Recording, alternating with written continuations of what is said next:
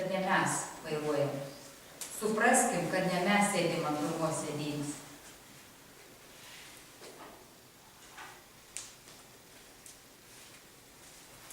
Ir toliau tęsim čia Izajo 55. Tai ką aš čia kalbėjau ir ką aš čia lenkiau. Dievas yra asmeninis. Užsirašykit Izajo 52 skyrių. Pasižiūrėkit namuose. Taikykit savo, imkit savo.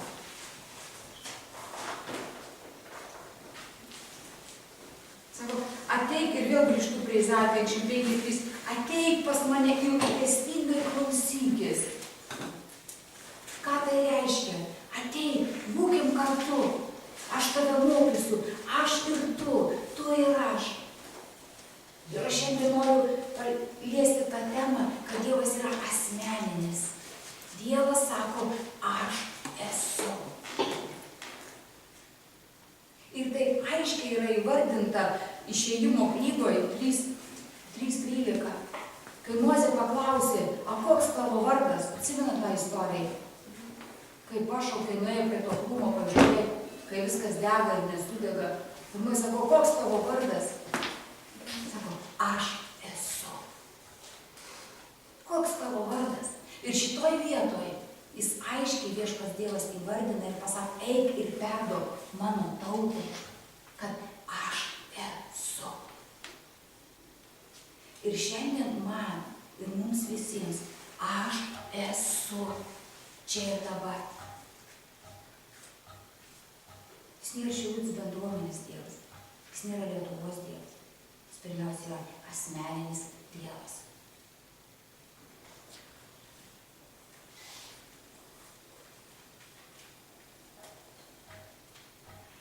Aš esu, kuris esu, parašyta rašte yra 3:13. Aš esu, kuris esu.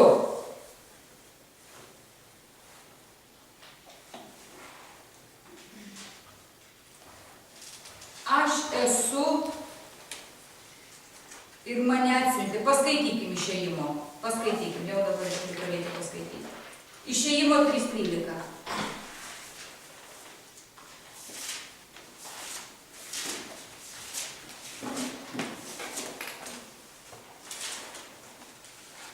Aš nueisiu pas izraelitus ir sakysiu jiems, jūsų protėvių Dievas atsiuntė mane pas jūs. O jie manęs klaus, koks jo vardas, ką aš jiems pasakysiu. Dievas tarė Mozei, aš esu, kuris esu. Ir tęsė, tu taip kalbėsi izraelitams. Aš esu, atsiuntė mane pas jūs. Aš esu, atsiuntė mane pas jūs. Ir čia stovi angelkėlė iš Dievo malonės ir sako, aš, Dievas atsiuntė ir mane pastatė šiandien pasakyti, aš esu. Ir pasakyti, kad aš esu. Ir tau, kaip sveika proto žmogui, kyla klausimas. O koks jis yra? Koks jis yra? Kas jis yra? Iš kur man sužinoti?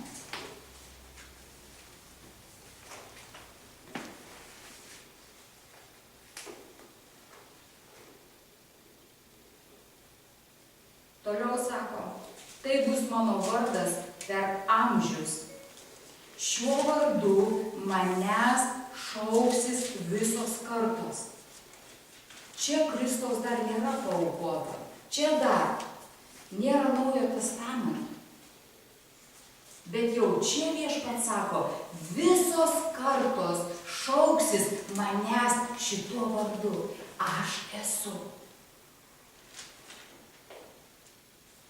Ir dabar, jeigu žiūrim, pereinam prie Naujojo testamento, ką Viešpats Jėzus atėjęs ne pirmiausiai, bet vieną iš punktų, iš pagrindinių, iš svarbių, jis atėjo apreikšti ką? Tėvą. Jis atėjo apreikšti ir pademonstruoti, ir visais įrodyti, ir parodyti, ką? Tėvą. Ir jis sako, aš esu, žiūrėk. Paliesk mane. Aš esu gyvas, aš esu kelias, aš esu prisikėlimas, aš esu žodis, aš esu gydytojas, ir jis viską demonstravo. Ir šiandien mums yra žymiai lengviau negu tuo laiku aš buvau Mozei, nes mes žiūrim į raštą, mes jau galim, realiai viešpats sako, pažiūrėk, dėjo rankas, gydė, aš esu prisikėlimas ir gyvenimas, tikėk, aš esu kelias, aš esu vynmedis, aš esu tas. Ir kaip mums šiandien yra paprasčiau ir lengviau, nes mes turim jau užrašytą, jau yra pavyzdys. Liudininkai užrašė.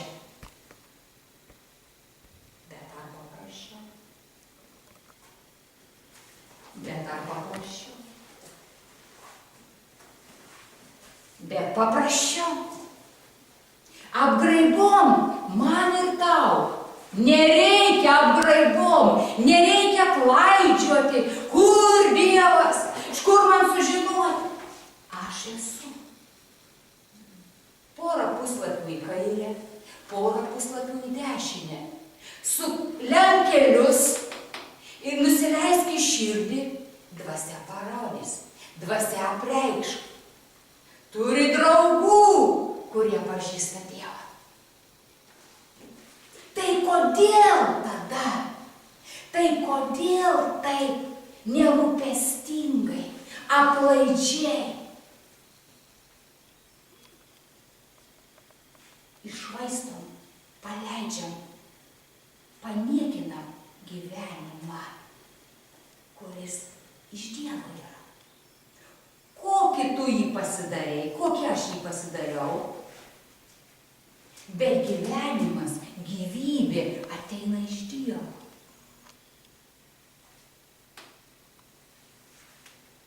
Ir vėl jeigu grįžt prie Izaijo. Rūpestingai klausykis manęs. Rūpestingai, žaisdamas žaidimus, tu neišgirsi nurodymo, kada tau reikia tiksliai atlikti kažkokį veiksmą. Tu neatliksi operacijos, žaisdamas žaidimus. Tu neatliksi pasirinkimą, kuris tau neš gyvenimo mirtį, žaisdamas, švilpaudamas. Tu pjūvio tiksliai neatliksi savį. Užsidėjęs barabančikus, kurie dusgens ir linksmins tavo sielą ir tavo kūną, neatliksi tiksliai veiksmo savį. Prašausi ir susižalosi. Kame? Kada reikės rinktis. Žaidžiam. Sako, jie ką? Jie kėlėsi žaisti ir puotauti. Tauta kėlėsi žaisti ir puotauti. O viešpats sako, rūpestingai. Viskam yra laikas, brangioji ir brangieji. Yra laikas. Bet šiaip. Ir vėl ką aš noriu pasakyti. Inga, kur laisvė? O kur laisvė? Va čia ir yra laisvė, kad tu savo gyvenimu darai, ką nori. Va čia ir yra laisvė. Ir niekas tavęs nesmerkia. Pat gyveni kaip nori. Va čia ir yra laisvė. Ir kaip Saliamonas sako, gyvenk, švilpauk, valgyk, gerk. Bet žinok. Vieną dieną reikės atsakyti. Bet ar mes, turėdami užrašytą žodį, va ką aš sakau, seną, naują, patyrimus, liudijimus, pasiliksim su ta eilute, kaip Saliamonas sako, ne, pavojinga.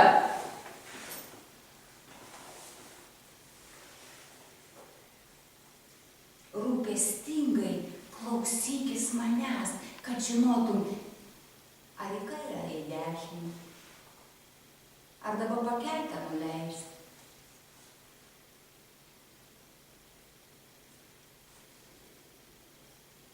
Kad pažinti save, netgi pažiūrėkim, kad pažinti Dievą savyje, pažinti Dievą, kaip Jis manį veikia, aš turiu rūpestingai. Rūpestingai, aš turiu sustoti, aš turiu mąstyti, aš žiūrėti, kad suprasti, kaip manį Jis reiškiasi. Aš turiu rūpestingai. Kažkaip vėjaviškai, aplaidžiai. Kad suprasti. Kad nesiekti tų darbų, kurių man nereikia. Aš turiu apmąstyti rūpestingai. A kodėl tada?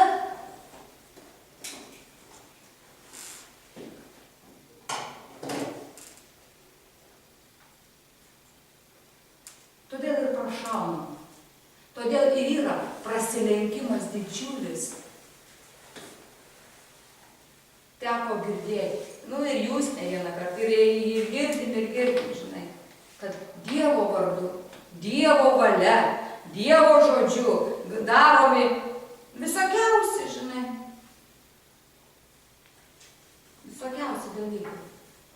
Kada norim pramušti, žinai. Uždedam dar.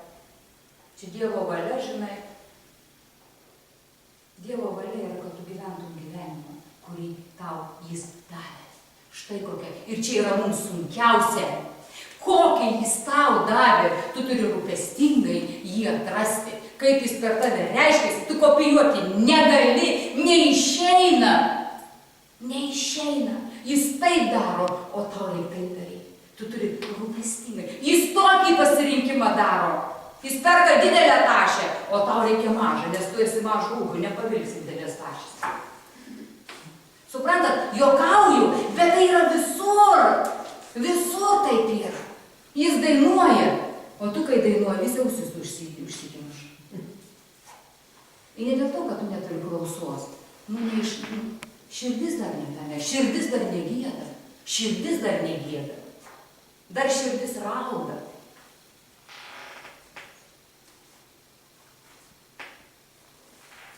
Jėzus sako, dabar žiūri Naujajame Testamente. Aš esu. Vėlai, aš esu.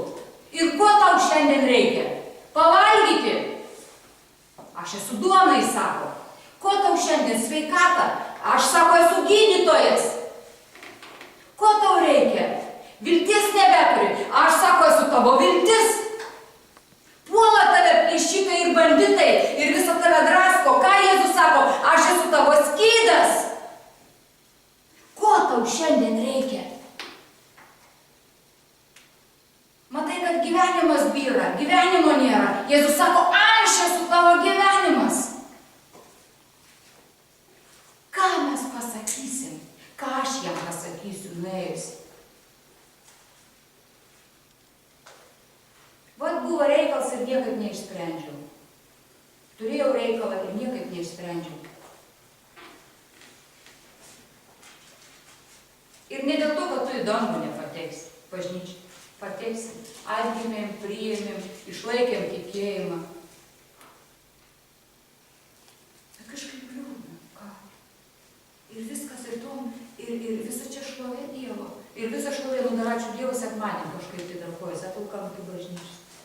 Dar ačiū Dievo. Ir viskas. Ir viskas. Ir viskas. Tada aš užsidedu savo tą apynasrį, kuris nori žaisti ir švilpauti. Ir geriau aš vaikščiosiu su tuo apynasriu, bet Dievo šlovė mano gyvenime bus.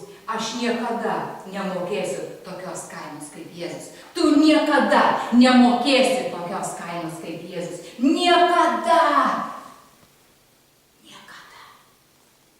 Raštas sako, Jis su ašaromis hebrajams, kentėdamas kančioj, maldavimuose meldė Dievo.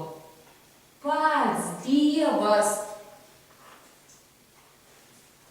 meldė.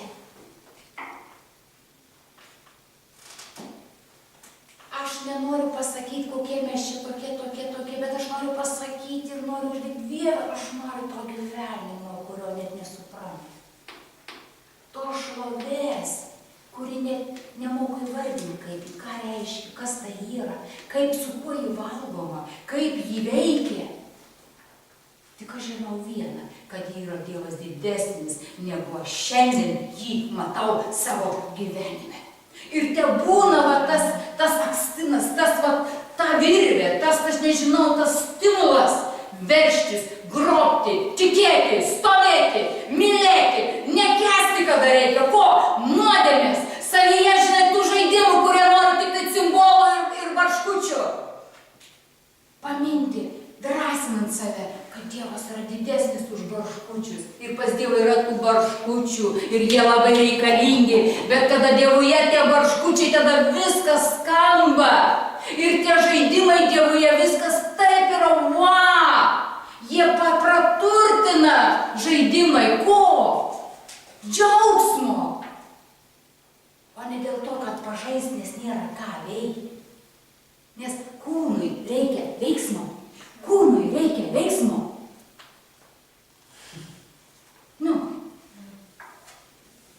Kas dabar čia žinai? Davai, nieko neveikiam. A Dievas sako, pabūk su manim nors minutė tyloj. Pabūk tyloj. Ir čia yra mirtis krikščionim. Nieko neveikti krikščionim yra mirtis. Kada niekas nelinksmina tavęs, krikščionių yra mirtis, nes tada leistis reikia į ten, kur viskas prasideda, kur viskas užsimezga. A neišlavinta, nežinai, blaškaisi, draskaisi. Atsimena Senajame testamente, vienas iš pranašų, dabar nepamenu koks. Ieškojau audroj Dievo. Neradau, ieškojau liūten, neradau, niekur neradau Dievo. Ir kur jisai? Tyloj, kada nurimau, kada atsisėdau.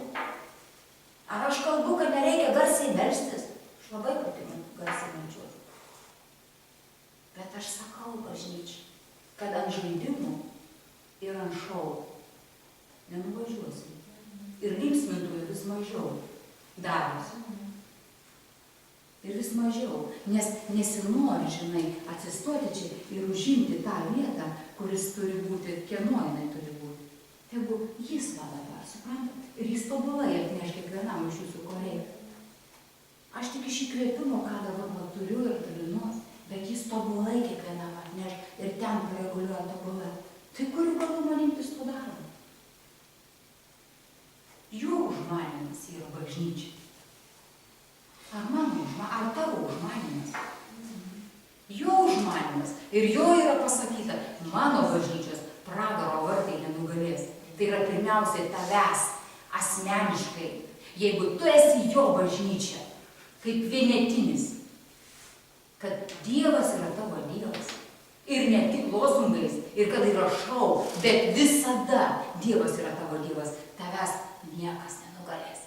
Ir kada mes visi susirenkam į tą vietą, jo paskirtą, mes esam vėl bažnyčia ir bažnyčios nenugalės pragaro vartai. A ką mes tik broliai?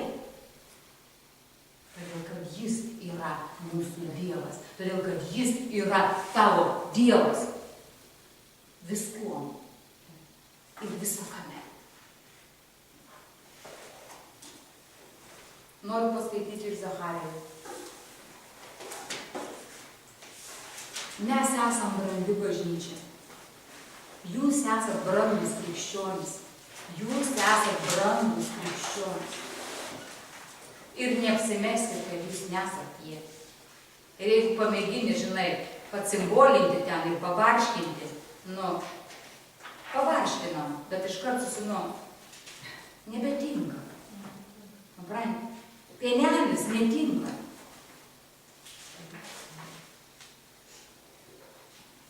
Zacharijo 3:6, čia yra visas skyrius 3, bet noriu tik tai akcentuoti. Dėl ko? Todėl, kad jūs esate brandus krikščionis. Ir jum yra jau vaistelis kitoks. Taip kalba viešpats Dievas, 7 eilutė, žiūrėkit. Jei eisi mano keliais. Sąlyga. Galvoju, kad jokių sąlygų nėra. Jie eisi mano keliais. Antras. Ir laikysies mano reikalavimų. Kokius reikalavimus Dievas davęs turi? Mylėk Viešpatį Dievą visą savo sielą, visų protų, visomis jėgomis ir šlovink mano vardą per amžius. Dar pridėjau. Visi reikalavimai. Nes čia viskas tau. Mylėk Viešpatį Dievą ir paskui dar antras ir savo artimą. Vat ir reikalavimas Dievo. Tai valdysi mano namus. Tu esi jo šventykla. Ar žinai? Tu esi jo namai, nes Viešpats Dievas tavyje pasistatė savo sostą ir atėjo ir apsigyveno tavyje. Tavyje. Šiaulių bendruomeniai pramanšiai. Man čia Dievas, gerai ir tai.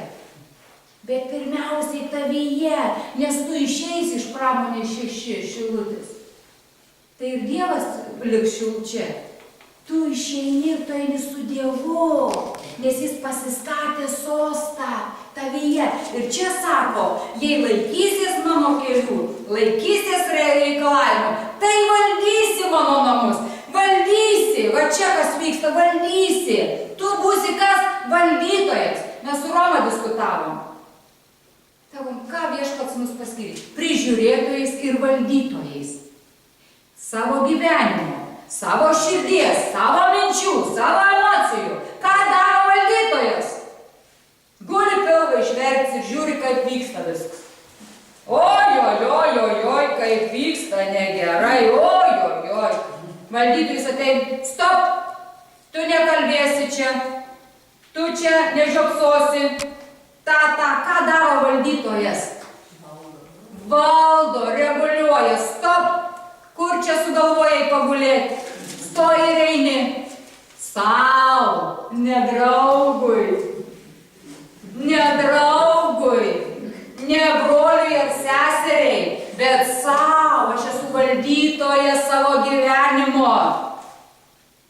Atnaujintas mano protas pagal ką, pagal žodį, nes aš suprantu, kas yra gera, kas yra blogo. Kada man neaišku, aš pasitariu su aukščiausiuoju, aš gaunu nurodymus ir aš judu tikslingai, nesiblaškydama, kada žaisti, kada gulėti, bet kada dirbti, kada kovoti, kada ilsėtis, o ne viskas antrei. Ką daro valdytojas? Valdo. Kada reikia su siela valdytojais, dabar reikia pralaukti. Nei jokių blaškimusi. Suprantat, apie ką kalba, ne? Kai vyksta rimti dalykai mano gyvenime ir tavo gyvenime, tu nelaksai, tu susikaupi, tu neblaškaisi, nesimeldinėjai visokiom maldom, net nešlovini, bet susikaupi ir savo vidui stovi. Ir jie čiukšt, išsiriša kažkas tai. Tai, ką daro valdytojas, ar mes valdytojai, ar tu valdytojas savo gyvenime, savo minčių, savo emocijų, savo žingsnių, savo pilvo, savo nugaros, nu visko. Dieve duok, nu ką beduoti,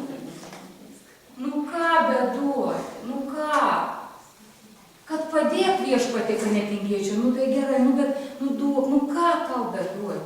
Ir kad aš tai pasimeldžiu, Viešpatie, nu palauk, užmiršau, Dieve, užmiršau. Nu ką beduoti. Dievas apsigyveno many, pasistatė sostą, Dieve, meldu duok. Kažkada buvo gerai, bažnyčia kažkada buvo gerai. Šiandien tokias malas negerai. Todėl, kad pažinimas kitas, apreiškimas kitas, pajėgumai mūsų kiti. Štai kodėl nebegerai. Pienuko, na, ir prisipilk pienuko. Man patiko čia vienas toksai liudijimas, kada vaikai skambino, mama, kur ten padėtas tas daiktas.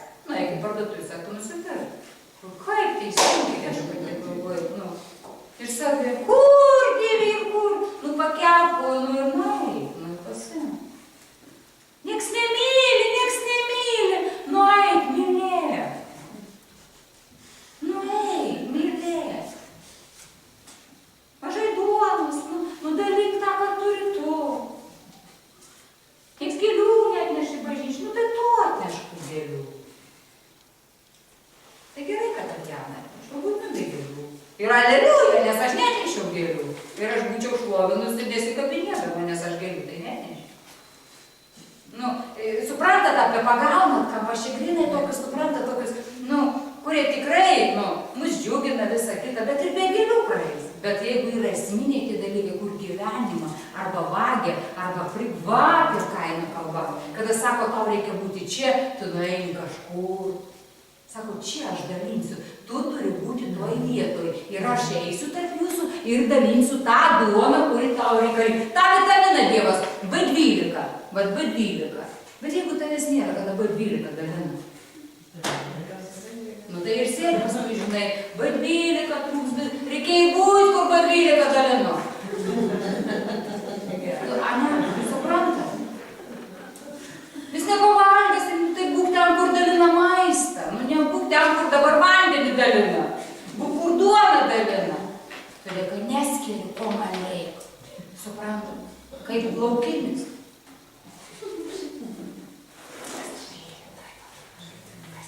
Nu, šiandien jau atsiprašau bažnyčių, bet ką čia atsiprašau? Nu, jau taip iš širdies, kai jau kalbu, tai jau iš širdies kalbu, žinai. Nu, ką daryti su mumis? Nu, ką daryti? Nu, važiuos tokiais pamokslams paguostis juk mumis. Tu valdysi mano namus, saugosi mano kiemus ir turėsi teisę, baiginėjau, būti tarp čia tarnaujančiųjų. Ar matot, kokiu punktu eina? Kai jau tą padarysi, tą ir tą, tada tu turėsi teisę būti tarp tarnaujančiųjų jam. Bažnyčia, žiūrėkim, Dievas suteikia teisę. Čia tarnauja. Gerai. Bet kai ateina jau tas supratimas, kad jeigu Dievas suteiks, padarys, nesuteiks, suteiks malonę, patarnaus, nesuteiks, viskas. Nes kol vaikai, žinai, mes visi, žinai, kovas kovojam, velnius išvarinėjom, labai gerą pasakysiu, vakar, kadangi Indrė evangelizaciniam šitam tarnavimui, tai palapinė yra išsiųsta misijai, ačiū Dievui, bet viens iš Šilutės, viens iš Plungės yra Marija, tai taip, nu, juokaujam ir nejuokaujam, tai ten vyksta tos evangelizacijos ir ten tie vyrai iš reabilitacijos centro, kadangi nauji, karšti, užsidegė, ten dabar velnius išvarinėja, demonus visur mato, žinot, atsimenat, kai jauni buvom. Ir ten, žinai, jau užsidegė, einam į ligoninės, čia į ligoninės, melstis, čia velnius reikia išvarinėti, žinai. Vienas iš senių sėdi ten muzikantas, taip žiūri, šypsos. Mūsų Indrė šalia ten irgi klausos, žiūri, žinai. O tas senis tikintysis, sako, tu čia pats sugalvoji, sako, ar tau čia kas pasakė, sako. Galvoju, kada mes atgimėm, ta visa banga buvo, tikrai nebuvo tų patarėjų. Ir tikrai mes daug negerų dalykų pridarėm ir visą kitą. Nes bažnyčia mes šiandien suprantame, jeigu tu nepasiustas, jeigu tu neturi dovanos, suprantat, nu tai žinai, kam tą Dievą žeminti ir neišsupranti. Čia tu suprantat ir žinant, kada tu naujakis, tu mažas, tu karštas, tau žinai, ir viskas tvarkoja yra su to jaunu. Bet gerai, ačiū Dievui, kad yra seniai, kurie patarė. Sako, tu čia pats sugalvoji ir tau kas nors pasakė, kad tu turėti padaryti. Suprantat? Nu tai todėl, jeigu tavęs nepasiunčia, neik. Bus kaip rašte sako, 7 demonai ateis, kurie atsimena tą istoriją Evangelijoje, žinai, kai jau vartėtas tik bubuojas neši greičiau, žinai, kad gyvas tik išlaikyti. Nu, suprantat? Nu, kad pasiųsti, tu turi būti patikimas. Aš turiu būti patikima. Kad nesąmonių nepridarysiu, kad manęs nesužalos. Tėvas nesiunčia vaiką, žinai, į kovos lauką, žinodams, kad jis numirs ten. Nesiunčia. Todėl štai galbūt ir tos kovos mūsų gyvenime, kaip jų kaip ir nėra. Nes, supranta, užmuš. Šitas mūsų vaikšto Aimandas. Todėl bažnyčia su Dievu nejuokauja.